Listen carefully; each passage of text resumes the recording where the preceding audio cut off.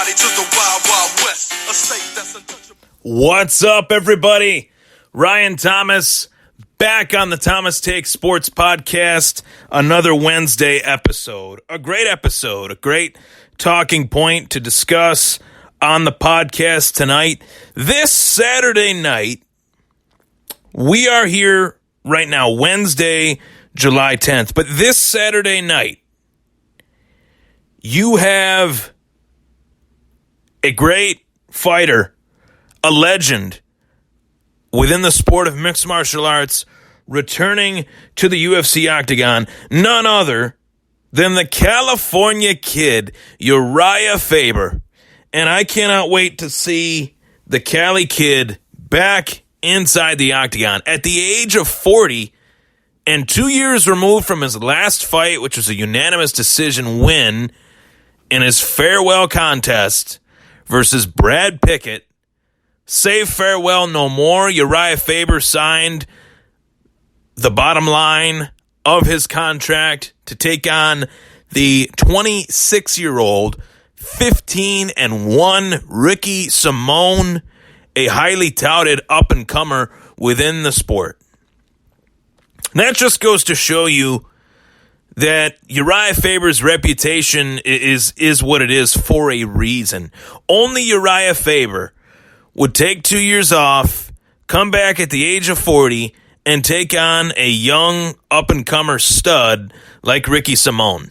Simón ranked inside the top 15. He has far more to gain from a victory off of Urijah Faber's name than what Faber would gain with a win off of Ricky Simón. So that just goes to show you that the Cali Kid is still the Cali Kid. He's going to take on anyone, any place, anytime. And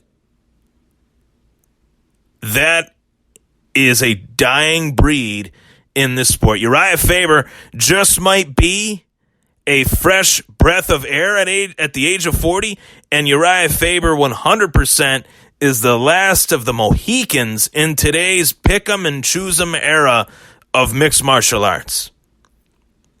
But to simply start off the podcast, Urijah Faber is a legend in this sport. He is a true legend in this sport. If I'm gonna put together a Mount Rushmore of MMA, it's very tough for me not to include Urijah Faber on it. Pick two fighters from one side, and the other two I think would be BJ Penn and Urijah Faber for me. The two on the left would probably be Chuck Liddell and George St. Pierre. So Chuck Liddell, George St. Pierre, BJ Penn, Urijah Faber. Maybe throw in Randy Couture in there and put put BJ Penn out, but I can't do that. I can't do that. Just can't. I gotta have BJ in there, gotta have Urijah in there, gotta have George in there, and most certainly have to have the first superstar that the sport has ever seen in Chuck Liddell on there. So Urijah Faber is a legend, and as excited as I am to see him come back at 40, as excited as I am to see him return and wear those UFC gloves once again and walk out into the Octagon with California Love by Tupac, which I played at the beginning of the show, in tribute to Tupac as well, rest in peace, and in tribute to the California Kid. As much as I'm excited to go down that road, go down memory lane now in the present in 3 days, because I thought Urijah Faber was done. As excited as I am for that, I have to say I'm a little bit shocked by this whole thing. Because oftentimes when this stuff happens, you have some exceptions to the rule, of course, but oftentimes when this happens, when a fighter that is older, that is coming back, he oftentimes is not the same. He oftentimes loses to the younger, hungrier, more durable fighter. And that might just be what Urijah Faber is facing this Saturday night in Ricky Simón, the younger, hungrier, more durable fighter. We don't know that yet, but he's definitely facing the younger fighter. We don't know if he's hungrier than Urijah Faber, because we don't really know what's driving Urijah Faber. And I think that's a really big internal question for him that he will have to answer, win, lose, or draw. He will have to answer that question probably before he even steps foot in that octagon. What is exactly driving Urijah Faber to come back? I don't think it's money. And I only say it's money not because, I think Urijah Faber is an extremely intelligent guy.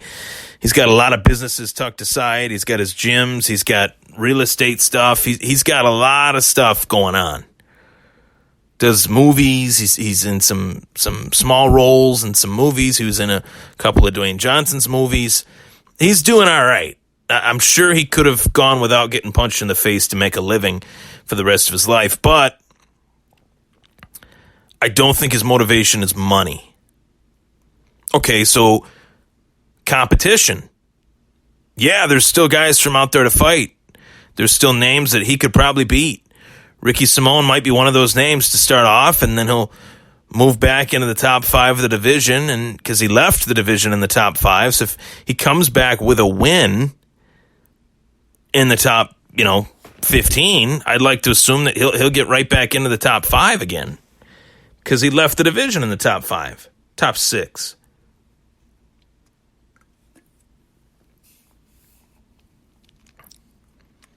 But outside of Ricky Simón, what other names are out there for Urijah Faber to fight? And you go to the UFC standings. You go to the bantamweight division. And you see that that's the next fight that Urijah Faber is fighting in. So we'll go to the rankings here. And there are some names, there's no doubt about it. Peter Yan is a name that Urijah Faber could fight, who's ranked 4th.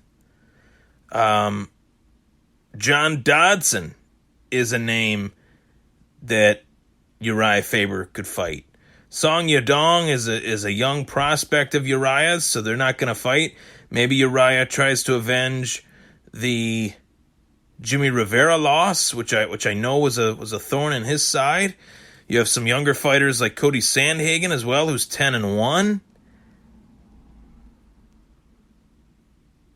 But something tells me that Urijah will get a real big opponent if he does get through Ricky Simón. And I think it could be Peter Yan. Peter Yan just coming off a big victory in his own right over Jimmy Rivera. 12-1. He gets that one over Peter Yan. Who's to say that he doesn't get a title shot once Henry Cejudo probably beats Aljamain Sterling? I mean, there's really nobody else in that division. There's a lot of spots that are kind of ripe for the taking. Uriah's just got to get a couple wins, and he might be in title contention again. And it's crazy to say that because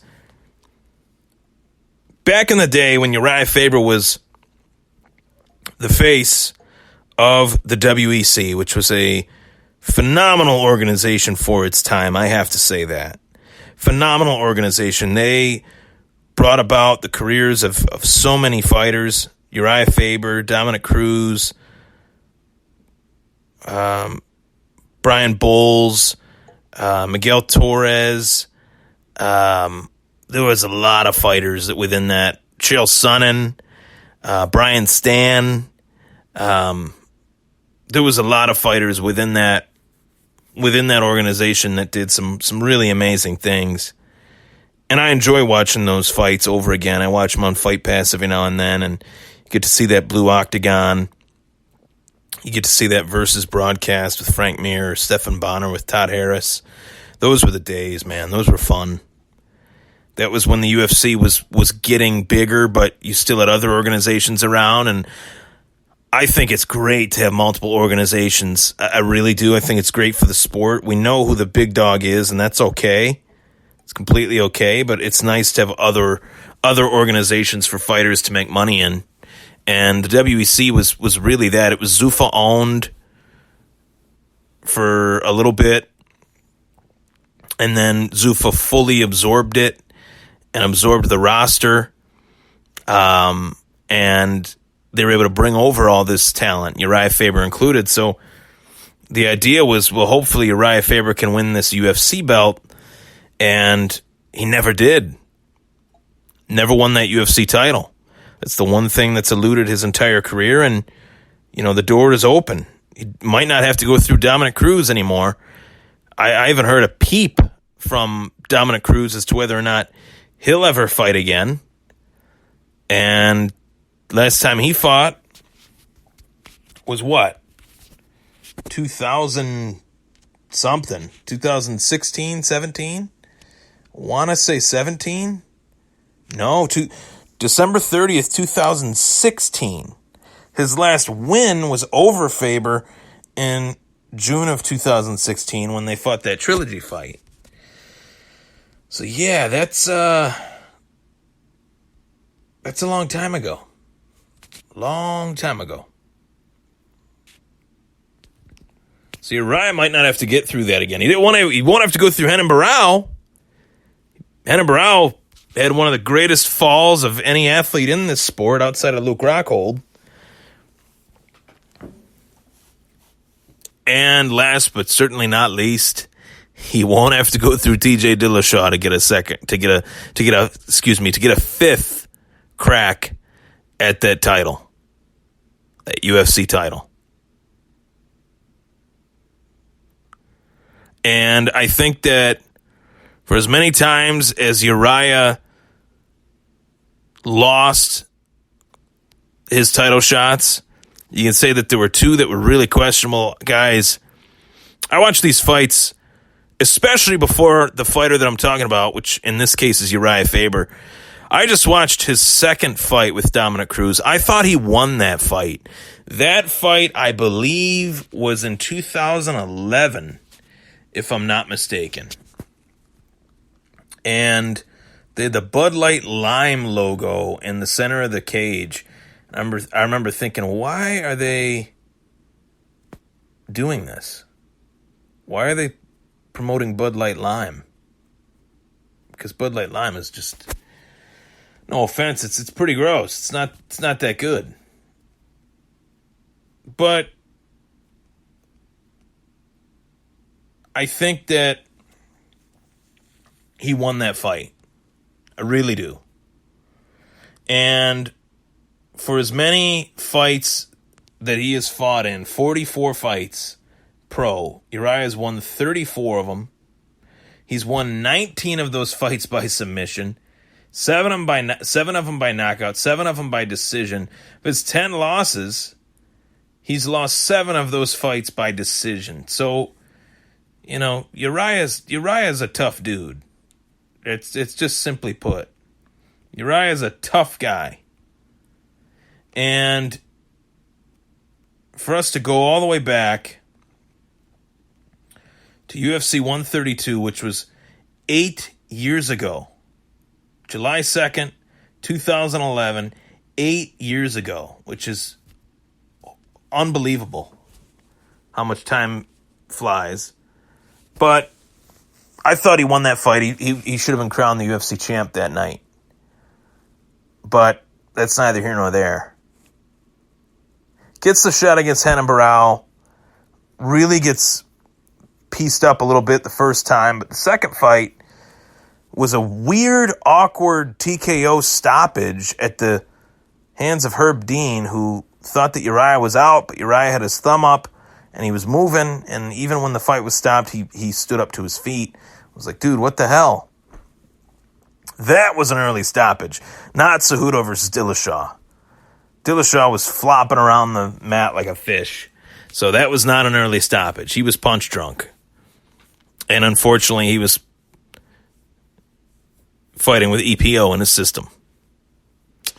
So Urijah won't have to go through that whole gambit again. But at 40 years old, he won't have to go through TJ Dillashaw anytime soon because Dillashaw is suspended for 2 years. So Dillashaw being suspended for 2 years means that if we're ever going to see the highly coveted fight on my list of highly coveted fights, I think TJ Dillashaw and Urijah Faber is like third on my top 10 of highly coveted fights that we haven't seen yet. TJ Dillashaw will be 30-31. Urijah Faber, actually, I think I'm wrong on that. I'll check that in a minute, but Urijah Faber, we know, will be 42. That's the biggest money fight of Urijah Faber's career. Dillashaw versus Faber, with or without a title belt. That fight would do exponential ratings on ESPN, the big ESPN. That fight would do very well on a pay-per-view as like a co-main or a third fight on a big card with 2 title fights on it.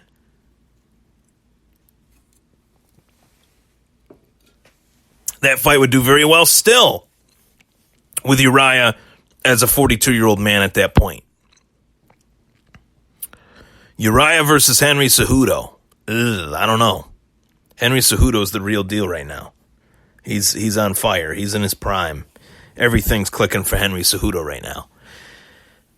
And that's the sitting champ at the bantamweight division. We're not even going to talk about the possibility of Urijah Faber going up a weight class to take on, the Max Holloways of, oh my Lord, that would be bad. But then again, Frankie Edgar's doing it. So we'll see. You never know in this sport. And I'll never count a man out, especially Urijah Faber, but that would be a huge physical mismatch if there ever was one, but it would be entertaining. I'll say that. I think Urijah, though, belongs at 135. For sure. Maybe even Edgar could move down to 135. They've already fought, but I'm just talking about sizes and how they match up within a weight class. But for anyone that is, a little bit miffed about this comeback, as am I. I thought Urijah Faber was done, but I will say that when Urijah Faber beat Brad Pickett, I thought to myself, if he really wanted to, he could still fight. It's not a matter of Urijah Faber's physical condition. Urijah Faber has always been and always will be one of the most physically gifted MMA fighters that I have ever seen. And you don't just lose that. You make that a part of your lifestyle. Urijah Faber has still been training, still been drilling, training other fighters, working with guys far younger than him, and has competed in grappling tournaments. I shouldn't say fought, but competed against Nicky Ryan, who is a Brazilian Jiu-Jitsu ace, a true prodigy of Brazilian Jiu-Jitsu grappling, and they competed at Polaris, which was a massive Jiu-Jitsu tournament. And that was on UFC Fight Pass. I watched that, and I thought Urijah Faber is physically in good shape, very good shape.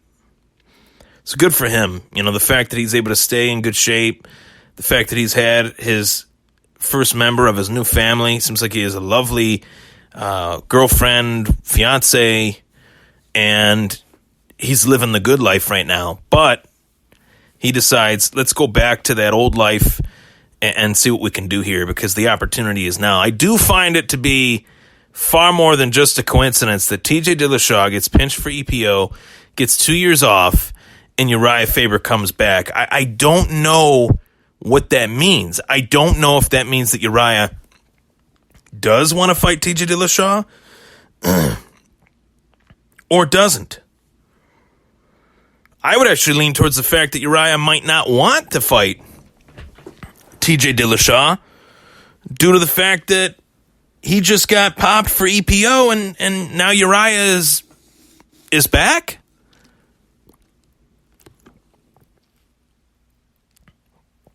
To me that's a little odd. That is a little odd. But nevertheless, I'm very pumped up. I'm very excited for his return. I feel like it's a exciting chapter in this UFC bantamweight division. It's a very exciting story. I just don't know what matchups are out there for him. Let's say he beats Ricky Simon in quick fashion. That'd be great for Urijah. He fights Peter Yan. He beats him. He's top 3 again in the division. And now you're talking about him maybe getting another title shot. In a span of 2 fights, I think he can beat both of those guys. I really do. But that's based on the Urijah Faber of 2 years ago. Not the Urijah Faber that we might see now, who might be a lesser version of himself. We don't know until we watch this fight. And that's what makes MMA so exciting. You never know until you watch it. But nonetheless, I'm pumped about Urijah's comeback. He has been a true icon in the sport of mixed martial arts, and he has done so much for the sport, fighting in the small event centers. During his WEC career, he's had a phenomenal career, and I want to thank him for being a true pioneer, a true sportsman within the sport of mixed martial arts. He's provided us with a lot of great moments, and yes, I do wish very badly that we got to see Conor McGregor versus Urijah Faber. I think that would have been a phenomenal fight, a far better fight than Conor versus Mendez, and would have been an interesting matchup. The power puncher versus the grappler versus the submission artist. That would have been fun. Chad Mendes certainly does not have the ground game that Urijah Faber does in terms of submission offense. And even then, Chad almost got Conor in that choke on that night. UFC 189, I believe. So, there you have it. My take on Urijah Faber's comeback. The California Kid has returned. I'm going to go with a win for Urijah. I'm pulling for him. I'm a fan. I want to see him win. I want to see him come back and shake up the UFC bantamweight division. Hey, folks, join the takeover. Follow me at Ryan Thomas Take on Twitter. Follow me at Ryan Thomas Take on Instagram. And like the Thomas Take Sports Podcast Facebook page. Subscribe to the Apple Podcasts page. Subscribe to the Spotify channel. And also subscribe to the Thomas Take Sports Podcast YouTube channel. I love and appreciate each and every one of you. And thank you so much for the support.